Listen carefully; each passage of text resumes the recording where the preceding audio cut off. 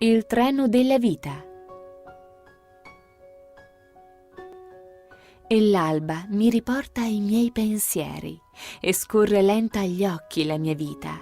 Quanti treni per me sono passati ed io mi sono persa la salita.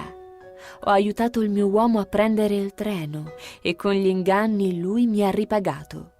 Ma non porto rancore nel mio cuore, tutto ho dimenticato e perdonato.